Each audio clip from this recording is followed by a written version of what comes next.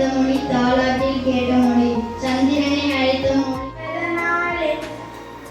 மின்மணி பொழிவது எதனால் கண்ணோட்டம் காலத்துக்கு செல்லாமே என் மனத்து இத்தனையா சீதூக்கின் மன்னனி கற்றோம் சிறப்புடைய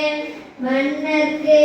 தந்தேசம் அல்லால் சிறப்பின் நடவெல்லாம் நடக்குதுங்க தானே தானே நாளும் நல்லா இருக்குதுங்க தானே